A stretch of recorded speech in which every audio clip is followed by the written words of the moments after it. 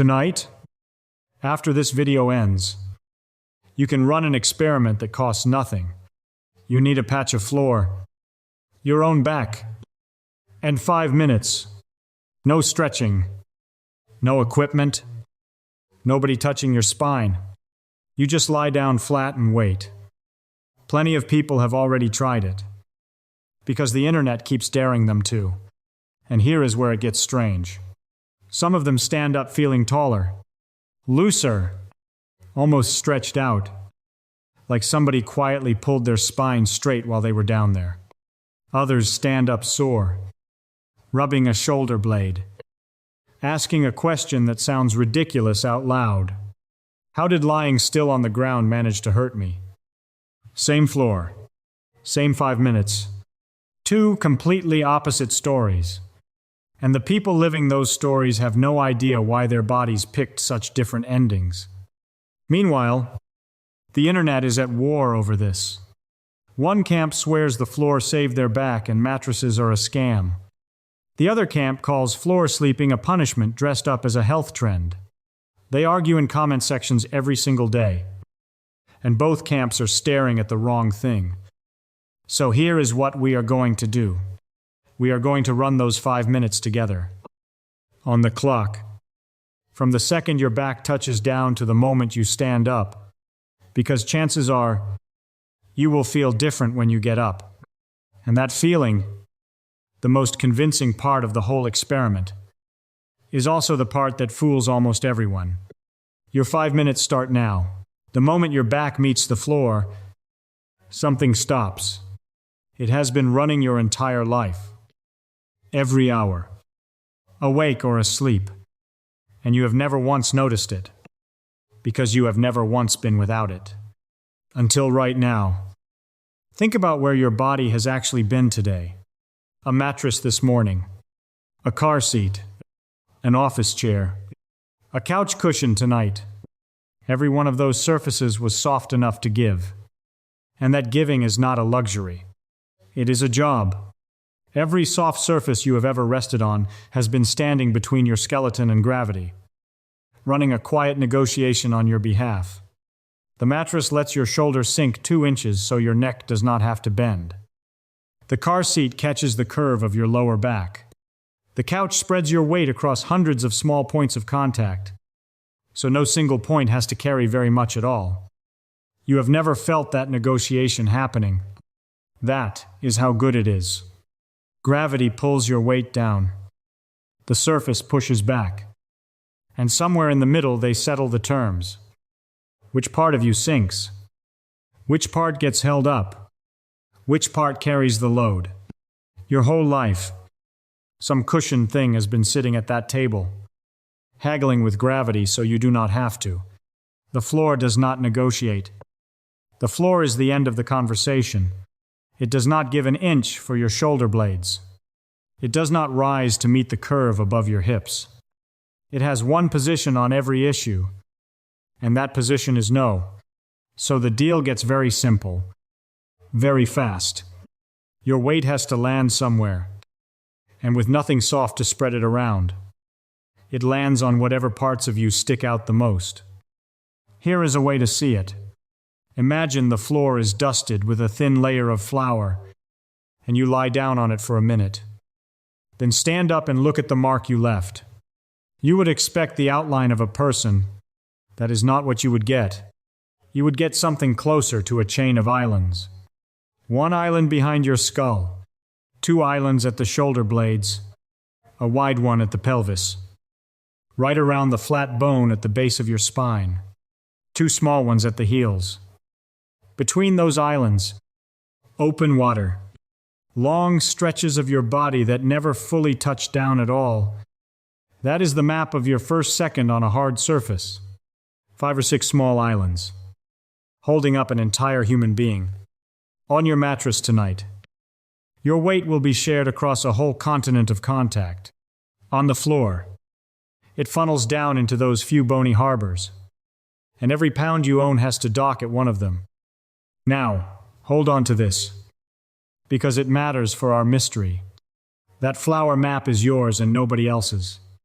Wide shoulders draw it one way, narrow shoulders another. A pelvis that tips forward changes where the big island sits. The padding you carry, muscle here, softness there, decides how sharp each island feels against the wood.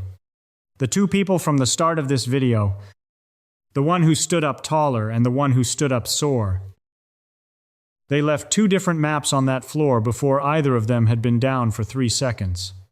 Their experiments split apart at second 0. They just could not feel it yet. But here is the odd part, and you will notice it yourself tonight if you try this. The first thing most people pay attention to is not any of the islands. It is not where the body presses into the floor. It is the place that does not touch it at all. Somewhere in your first minute down, your attention finds it. There is a space under your lower back, a little tunnel between your spine and the floor. And if you slide your hand in there, it fits. For some people, it fits flat. For others, the whole hand slips through with room to spare. And the second you find it, a thought shows up. Almost everybody has this thought, and almost everybody has it in the same words. My back is too arched. I should press it flat. I want to stop you right there, because that instinct, as natural as it feels, has the whole picture upside down. Your lower back is supposed to curve. That arch is not a flaw that crept in from bad posture and old office chairs. It is original equipment. Your spine is a stack of small bones built in the shape of a long, gentle S. It curves in at the neck, out across the ribs, and in again above the pelvis. That shape is the reason you can walk upright all day while your head, a 10-pound weight, right is on top. The curves work like the arch of a bridge or the bend in a spring. They absorb force. Every step you have ever taken sent a jolt up through your body. And those curves are a big part of why your vertebrae did not have to eat that jolt straight on. So when you lie down on a dead flat surface and find a gap under your back, hear what that gap is actually saying. The floor is flat. You are not. You never were. A curved structure just laid down across a straight line. And the daylight between them is geometry, doing what geometry does. Your lower back is not a bent nail waiting for the floor to hammer it straight. The gap is not a symptom. It is a signature. Now, why does this matter for our two people? Because that gap is where their stories start pulling apart for real. The size of that tunnel under your back is personal. It depends on how your pelvis happens to tip. It depends on the muscles along the front of your hips. And here is where daily life walks into the room. Because if you spend 8 or 10 hours a day in a chair, like most American adults do, those hip muscles spend 8 or 10 hours in a shortened position. Muscles adapt to the hours you give them. Hips that live shortened can tug the pelvis into a deeper tilt. And a deeper tilt raises the arch.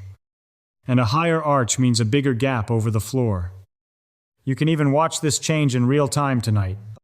Lie flat with your legs straight and feel the size of the tunnel. Now bend your knees and plant your feet. Feel it again. For most people, the gap shrinks, sometimes by a lot, because bending the knees lets the pelvis roll back and the arch settle.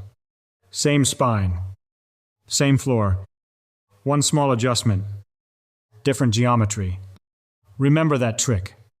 It is not the point of this video, but it tells you how movable this whole system really is. So picture our two people again, side by side on the same hardwood. One of them has a modest arch. The floor runs close beneath it. The tissue along the lower back settles within reach of support, and the muscles there get to rest. The other one carries a taller arch, tight hips, a pelvis pitched forward from years at a desk. For that person, the lower back is not resting on anything. It is suspended. It hangs over the gap like a small bridge with no pillar under the middle. And the muscles along that stretch of spine have just been handed a quiet assignment. Hold this up. Nobody told them for how long. One back gets to lie down. The other back gets a job. Same floor. First minute. And you can already see half of the answer to our mystery taking shape. And one more thing before we move on. Because I promised you honesty in this experiment. If your instinct is still whispering that the flat position must be the correct one, that pressing your spine down is somehow fixing it, let it go. Forcing a natural curve to disappear is not a repair. It is just a different shape, held by effort. And effort is exactly what we are about to talk about. Because right around the second or third minute, the real main character of this experiment wakes up. It is not your spine. It is not the floor. It is the system standing guard over both of them. And it is about to make a decision about you. By the third minute, you would swear nothing is happening. You are just a person on a floor, staring at the ceiling, waiting out a timer. But inside your body, something very much is happening. A decision is being made about you, and you do not get a say in it. All over your back, sensors are filing reports. Pressure readings from the shoulder blades. Stretch readings from the muscles bridging that gap. Temperature. Contact. Load. All of it streaming toward your nervous system, which now has to answer the only question it ever really asks. Is this safe enough to let go? Think of it as a vote. Every signal coming up from that floor is a ballot. And somewhere around the third minute, your nervous system has usually counted enough of them to call it, there are two ways the election can go. Here is the first way. Consider what your back muscles have been doing all day. Since the moment you got out of bed, they have been balancing you. Standing is balancing. Walking is balancing. Even sitting in that expensive office chair is balancing. Because a chair can tilt and swivel and scoot. So the small muscles along your spine spend the whole day making corrections you never feel. Hundreds of them an hour. A constant quiet hum of adjustment. Those muscles have not had a true day off since you learned to walk. Then you lie down on the floor. And the floor makes them an offer no mattress ever quite makes. Total stability. The floor will not tilt. It will not shift its firmness when you shift your weight. It will not sag on one side and make you compensate on the other. It is the most predictable surface in your entire home. And for some bodies, that predictability reads as an all-clear signal. Nothing to balance against. Nothing to brace for. And so, group by group, the muscles, the hum goes quiet. People who feel this describe it in almost mystical terms. My back melted into the floor. But there is nothing mystical about it. The floor gave those muscles permission to stop balancing. That is the whole trick. That is the secret behind every person who ever stood up from a hard floor and called it magic. But permission to stop balancing is not the same thing as permission to feel safe. And that brings us to the second way the vote can go. Because on another body, that same floor is filing very different reports. On this body, the islands from Chapter 1 are running hot. The shoulder blades have been carrying their load for 3 minutes now. And the tissue over the bone is starting to complain. The tailbone region is pressing into hardwood with nothing to soften the introduction. And that suspended stretch of lower back, the little bridge with no pillar, has been holding its assignment the whole time. And the muscles there are getting loud about it. To your nervous system, discomfort is not an annoyance. It is data. And when the ballots coming in say pressure, strain, something is not right down here. The system does exactly what it was built to do. It votes no. It keeps the guard up. Muscles that might have relaxed are told to hold. Because as far as your nervous system is concerned, this position has not earned its trust yet. And now a loop starts turning. The holding makes the position more uncomfortable. The discomfort confirms the suspicion. The suspicion keeps the muscles holding. This person is lying perfectly still, doing everything the internet told them to do, and they are getting tenser by the minute. Hear this clearly. Nothing is wrong with them. Look at the two ballots side by side. One body brought a modest arch and cushioned islands, and its nervous system called the election for rest. The other body brought a taller arch, sharper contact points, a lower back left hanging over open space, and its nervous system, acting on completely accurate information, voted to protect. Neither system made a mistake. Both read the truth of the body they live in and answered honestly. The floor did not treat those two people differently. It treated them identically, and that is exactly why their stories split. That is the mystery from the top of this video. Solved. Same floor. Opposite endings. And now you know the machinery behind both. So if you are the person whose back lets go, if you are lying there at minute 3 feeling your muscles melt while your neighbor lies there stiffening, it is tempting to think you won the experiment. Your back must be the healthy one. The floor must be working on you, doing something real, maybe even fixing something. Hold that thought, because you are about to walk into the biggest trap in this whole story. The most convincing part of the experiment has not even happened yet. It does not happen while you are down there at all. It happens in the 10 seconds after you get up.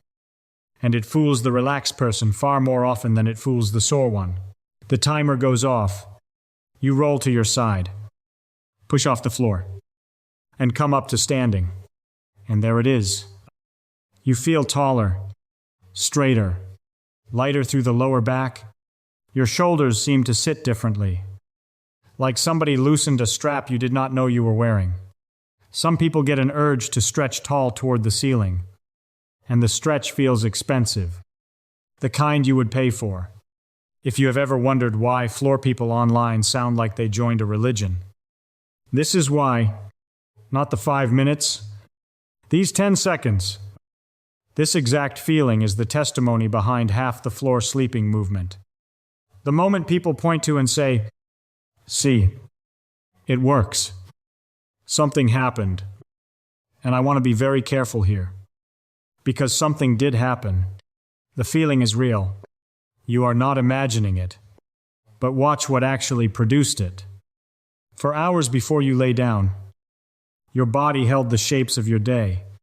The desk shape, the car shape, the couch shape, load pressed through the same tissue, the same joints, the same tired stretches of muscle, hour after hour. And your brain tuned it all out the way you tune out a refrigerator hum. Then you spent 5 minutes flat on your back, and everything changed at once. The load moved. Different tissue took the weight. Muscles that had been working got a break, and muscles that had been idle clocked in. Fresh signals poured up from your back into your brain. And when you stood up, your brain compared the new report against the old one and announced the difference. That announcement is the lightness. You are not feeling a better back. You are feeling a changed one. And change is loud. Here is the sentence I need you to keep. Your back can feel different before it has become different. Nothing got rebuilt down there. No vertebra slid home into some correct slot. No disc scooted back into place. The curve of your spine is the same curve it was 6 minutes ago. What changed is the load, the signals, and the comparison your brain is making, and every bit of that is temporary. Give it an hour back in the desk shape, and the old report returns. Which is why the floor feeling always seems to wear off, and why the people chasing it keep going back to the floor. Now zoom out, because this one misread feeling built an entire myth. And the myth has been running your family for generations. Your grandparents were told firm mattresses were good for bad backs. Your parents passed it down like a law of nature. Somewhere along the line, firm graduated to hard. And the internet finished the job. Sleep on the floor like a soldier, like your ancestors. Softness is making you weak and holding the whole thing up. Millions of people who lay down on something hard stood up, felt that 10-second lightness, and filed it as proof of repair. So let us check the myth against actual evidence. Because if harder really meant healthier, the science would be simple. Studies would show that the harder the surface, the better the back. Researchers have looked, and that is not what they found. In a randomized trial, researchers took more than 300 adults with chronic low back pain and assigned them to sleep on either firm mattresses or medium-firm mattresses for 3 months. Nobody got to pick. Then everyone reported back. Pain in bed. Pain on rising. Disability in daily life. The medium-firm group came out ahead on all of it. The hardest option lost to the middle of the road. The straight line from firmness to health. The line the whole myth stands on. Bends and breaks right there in the data. So, no. Harder is not healthier. But here is what hard actually is. And this word is going to matter for the rest of this video. Hard is honest. Your mattress negotiates with gravity on your behalf. Fills in your gaps. Softens your islands. Smooths the whole conversation over before you can hear it. The floor refuses to do any of that. So for 5 minutes, you got the conversation raw. Every island. Every gap. Every vote your nervous system cast. That was the unedited transcript of how your body actually meets the ground. Which leaves one last question. The only one still standing. If the floor is not a doctor, not a chiropractor, not a cure, then what exactly did those 5 minutes give you? Because they did give you something. Something more useful than the myth ever promised. You just have to know how to read it. Let us go back to the beginning and tell the truth about what this experiment ever was. You thought you were testing the floor. 5 minutes down there. And you would find out whether the hard surface people were right. Whether the ground could do something for your back that a $1,000 mattress could not. That was the setup. That was never the experiment. The floor was not the thing being tested. You were. For 5 minutes, the padding came off. The negotiation went silent, and your body met gravity with no one standing in between. Every soft surface in your life has been editing that meeting. Smoothing it. Translating it into comfort before you could hear a word of it. The floor handed you the raw transcript. It did not fix your back. Straighten it. Unlock it. Or put one single thing back where it belonged. It let you eavesdrop on a conversation that has been running your whole life. And for the first time, you heard the actual terms. So here is how to read what you heard. Maybe you were the person whose back let go. The melting feeling. The quiet hum shutting down. The 10 seconds of tall on the way up. That is worth knowing. It tells you that on this day, in this body, your nervous system looked at total stability and voted yes. What it does not tell you is that the floor is your treatment. You did not get repaired down there. You got a glimpse of what your back feels like when it finally stops bracing. And that glimpse is information, not a prescription. Maybe you were the person whose shoulder blades lit up, whose tailbone complained, whose lower back hung over that gap, holding on for dear life. That is worth knowing too. And hear me on this. It is not a diagnosis. You did not fail the test. You felt raw physics. Weight funneling into a few bony islands with nothing to spread it around. Your body reported the load honestly and guarded itself exactly the way it was built to. A back that hurts on hardwood is not a back that is broken. It is a back that told you the truth about a surface that gave it nothing to work with. And maybe, for a few of you, the floor said something sharper. A jolt of real pain. Numbness. A sensation running down into a leg. If that was your 5 minutes, the experiment is over. And it did its job. Because that kind of signal is not part of this story. It is not a challenge to push through, and it is not content.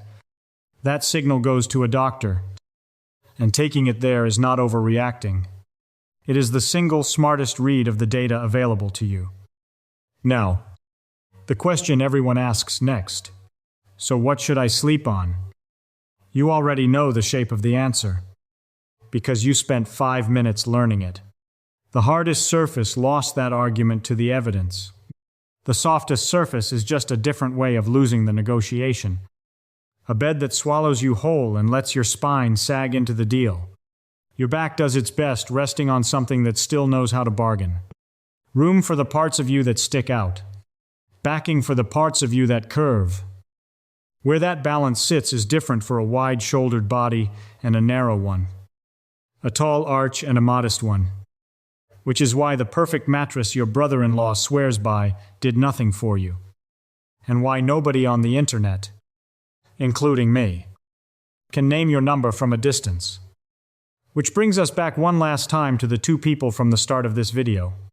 They lay down on the same floor and stood up in different worlds. And now both of them know why. The one who rose feeling taller knows the lightness was a changed back talking. And that feeling different is not the same as becoming different. The one who rose sore knows their body was never broken. It was just answering an unyielding surface with the truth. Neither of them found a cure down there, and neither of them needed one. What they found was 5 minutes of honesty from the one surface in the house that refuses to flatter anybody. Gravity is not done with you. It will be there tonight, pressing you into whatever you sleep on. And every night after that, for the rest of your life. You cannot opt out of that negotiation. But once in a while, maybe on an evening like this one, you can lie down on the floor and listen in, not to be treated, just to hear where you are heavy, where you are curved, and what your body honestly thinks about carrying you. The floor was never the cure. It was the conversation. Sleep well tonight.